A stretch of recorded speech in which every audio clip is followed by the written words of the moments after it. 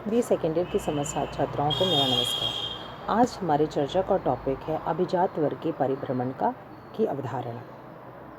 प्रत्येक समाज में किसी न किसी आधार पर उच्च नीच का एक संस्करण अवश्य पाया जाता है। आमतौर पर प्रत्येक समाज को दो वर्गों में विभाजित किया जाता है, जो कि साधारण बोलचाल में उच्च वर्ग और निम्न वर्ग कहलाते हैं। उच्च वर्ग के लोगों के हाथों में शक्ति होती है, वे प्रायः समाज के शासक होते हैं। इस दृष्टिकोण से यह वर्ग प्रभावशाली वर्ग कहलाता है, जिसके सदस्य अधिक बुद्धिमान, चतुर, कुशल और समर्थ होते हैं, और इसी गुण के बल पर सामाजिक संस्करण में उन्हें उच्च स्थान प्राप्त होता है। या कह सकते हैं कि संस्करण में उच्च स्थान पर अधिष्ठित होते हैं, समाज का शासन करते हैं। परेटो ने इसी आधार पर विशिष्ट उच्च वर्ग को अभिजात वर्ग या एलिट कहा।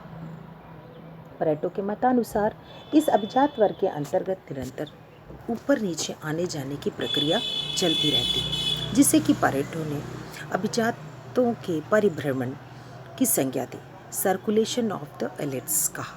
दूसरे शब्दों में कह सकते हैं कि सामाजिक संस्करण की एक प्रमुख विशेषता यह होती है कि कोई भी वर्ग, विशेषकर अभिजात वर्ग, अधिक स्थिर नहीं होता है।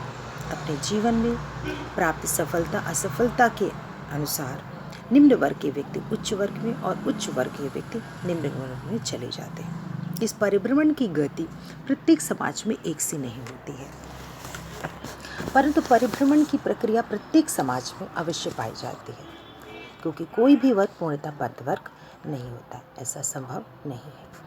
वास्तव में प्रत्येक समाज में किसी न किसी गति से अभिजातों की परिभ्रमण की प्रक्रिया चलती रहती है। यद्यपि इस प्रकार के परिभ्रमण को अधिक प्रोत्साहित नहीं किया जाता है, उसी प्रकार अभिजातों के परिभ्रमण की तीव्रता प्रत्येक समाज में भिन्न भिन्न होती है। फिर भी ये सदैव होने वाली एक प्रक्रिया है। संक्षेप में हम कह सकते हैं, अभिजातों के परिभ्रमण की गति, तीव्रता एक समाज से दूसरे समाज तथा एक समय से दूसरे समय के अनुसार भिन्न भिन्न होती है, परंतु हर समाज में अवश्य पाई जाती है। वर्गों में नीचे से ऊपर, ऊपर से नीचे जाने की प्रक्रिया हर समाज में पाई जाती है। इसके तीन प्रमुख कारण हैं। नंबर 1, कोई भी वर्ग पूर्णतः बंद वर्ग नहीं हो सकता है। दूसरी, अभिजात वर्ग शक्ति के अधिकारी होते हैं और यह शक्ति उन्हें भ्रष्ट कर देती है और उनका पतन होता है। तीसरी चीज़ है, नीचे के वर्ग में कुशल और बुद्धिमान व्यक्ति होते हैं, जो कि ऊपर के ओर चढ़ते चले जाते हैं। जैसा कि आरंभ में कहा जा चुका है कि समाज में इस अभिजात वर्ग का प्रभुत्व होता है, परंतु वे परिस्थितियां जिन पर उनका प्रभुत्व निर्भर होता है परिवर्तनशील होती हैं। परिस्थितियों के बदलने के साथ साथ इनका प्रभुत्व भी घटता बढ़ता रहता है। परिस्थितियों में बदलने के साथ साथ जो जैसे ही इनका प्रभुत्व घटता बढ़ता जाता है, इनकी शक्ति में भी अंतर दिखाई देता है और पुराना अभिजात वर्ग धीरे धीरे नष्ट हो जाता है। परेटो के मतानुसार अभिजात वर्ग अधिक दिन तक स्थिर या जीवित नहीं रह सकता है। इस वर्ग की इस प्रकार की प्रवृत्ति का यह फल होता है कि अभिजातों की संख्या घटती चली जाती है और उनके रिक्त स्थानों को भरने के लिए नीचे के वर्ग के सदस्यों में से कुछ लोग उन्हें ऊपर आने का अवसर प्राप्त हो जाता है, जो कि अधिक कुशल और समर्थ होते हैं। अभिजात वर्ग में पाई जाने वाली कमी की पूर्ति इसी प्रकार होती है। इसी कारण जर्मनी में भी जो आज अभिजात वर्ग कहलाता है, उसके अधिकतर सदस्य वे लोग हैं जो कि प्राचीन काल के अभिजातों के नौकर मात्र थे। अतः स्पष्ट है कि अभिजात वर्ग का नाश उनकी संख्या में निरंतर कमी होते रहने के कारण तथा उनके गुणों की समाप्ति के कारण होता है। उनके खाली स्थानों को निम्न वर्ग के सदस्य भरते रहते हैं।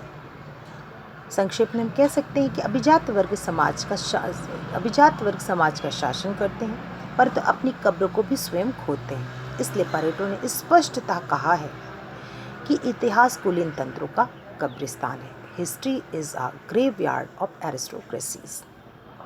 उपयुक्त विवरण से स्पष्ट होता है कि परेटो के मतानुसार अभिजात वर्ग का पतन तथा निम्न वर्ग का उत्थान या ऊपर की ओर चढ़ना हर समाज में हर समय होता रहता है, परंतु अभिजात वर्ग इस परिभ्रमण या प्रभाव के पक्ष में नहीं होते, क्योंकि इसके द्वारा निम्न वर्ग के लोग निरंतर उनके वर्ग में आते हैं, जिसके फलस्वरूप उनकी प्रतिष्ठा और शक्ति दोनों ही घटती जाती हैं। इसके कारण वे इस प्रभाव को रोकने का भरसक प्रयत्न करते हैं।